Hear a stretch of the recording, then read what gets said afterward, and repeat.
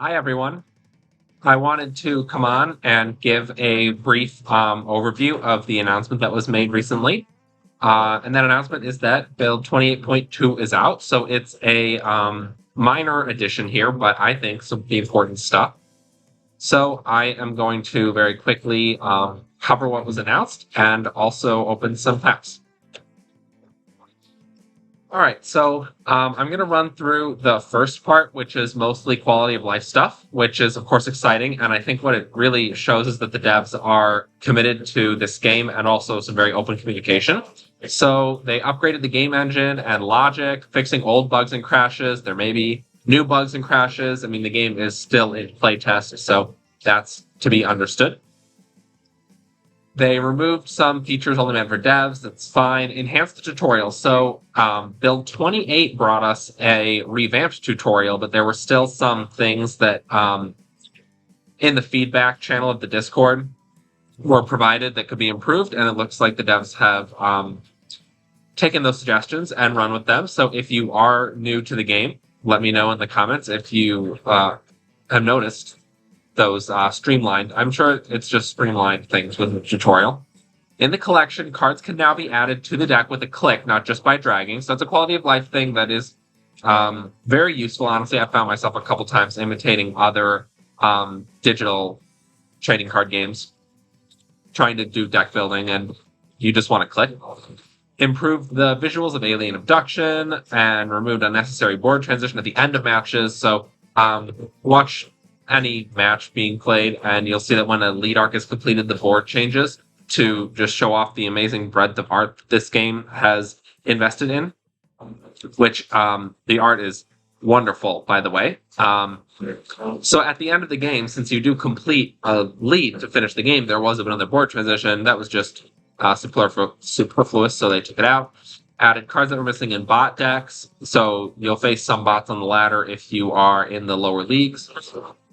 Fixed some missions and visual improvements, and a certain lead doing a counter hit twice because Cybercock's ability is to attack twice. So that all makes sense. But I think what is really exciting here is that they threw in some balance updates.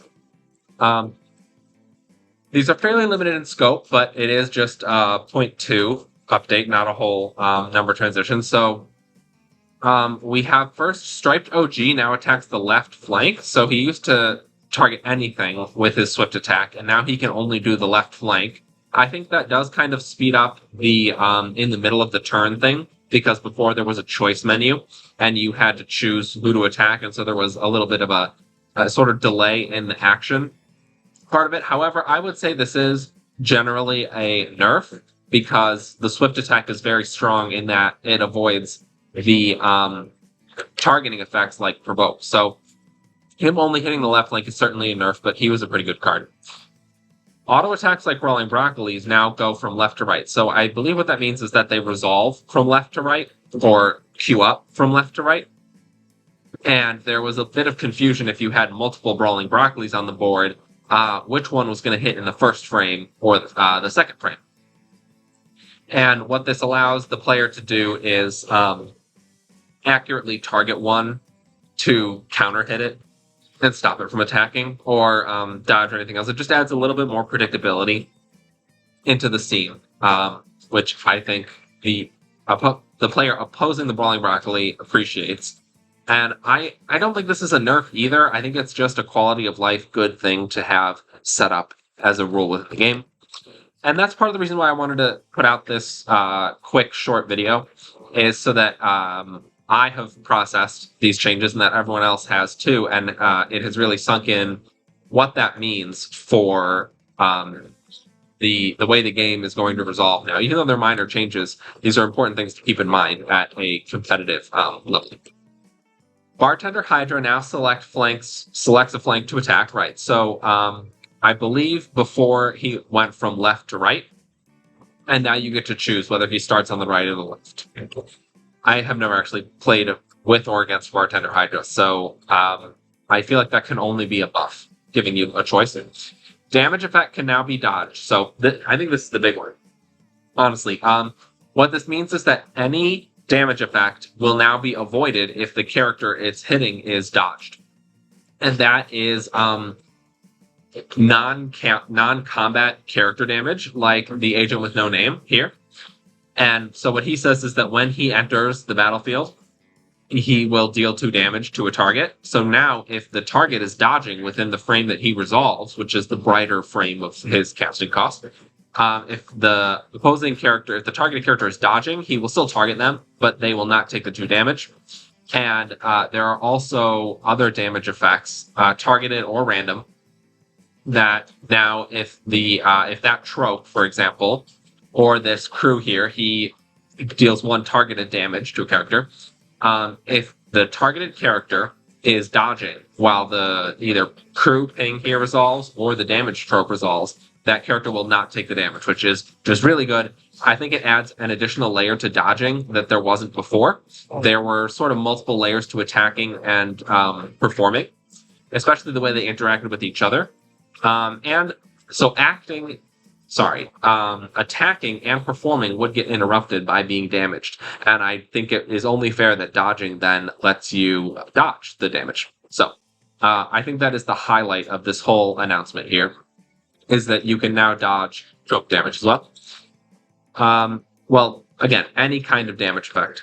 And then Puffer's Switch, which is a card I had not really heard of before, but it says it can now counter everything. So I'll let you pause and read the description of the card, but I don't think there is much of note, but maybe. I mean, I don't own the card yet, so haven't had a chance to play with it. But on that note, let's go open some packs. So I played in the recent tournament over the weekend, and that earned me 1 pack. And in addition to that, I have enough tickets to buy 2 more.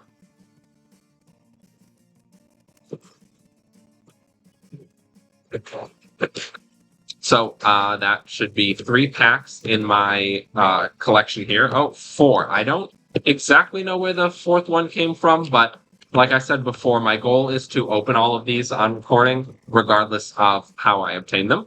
So let's look at this. Okay, so I got, I accidentally missed the cards that I unpacked.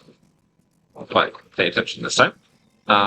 So you can't click once you've opened this. I tried to make a card bigger, and it cleared all the cards. So, Meathead Rebel. Before this attack, deal 1 damage to the neighbors. Okay, I got a carnivore. That's really good. Crash Course Mentor is okay. And then Scrumpy Whisper, the rest of these are fine. Nothing to write home about, really. Of the remainders. I mean, I really like having the conniving carnivore.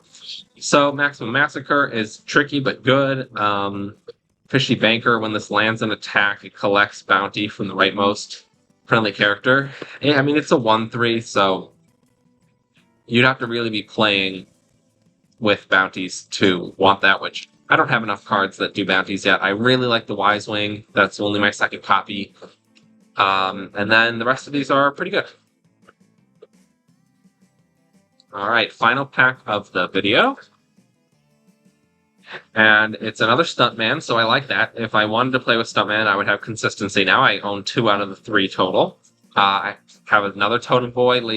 Lazy Rider's Lightning is a solid tool to have in your kit for when you do need that targeted damage. Sharkuza, I don't love. There's a 5/5 who can attack but can't kill, and I feel like that's a lot more flexible than the Sharkuza. Fish Vital and Guru, those are pretty basic. Not really. Not the lead I was looking for. Again, I still haven't opened a lead after that first day, so here's hoping. And thanks for watching. Please remember to subscribe, but you're about to hear all that in the outro, so thanks so much. Did you know every viewer has a superpower? That's right. Your superpower is to magnify any video just by clicking thumbs up. It's free to do, and when you do, it tells YouTube that this video was helpful and enjoyable. The YouTube algorithm chooses to amplify videos with likes to a wider audience, so it is the simplest way to help my channel. The algorithm also judges engagement via comments, so if you are willing, leave a comment. Include the special phrase I gave earlier, or call me out for not having one. It really does help me out, so please just take a moment to exercise your superpower. Thanks, and if you're looking for more by me, check out to the left the video of mine that YouTube thinks is best suited for you to watch next. Or check out my entire screenplay video log to the right. Stay safe, stay informed, and stay resilient.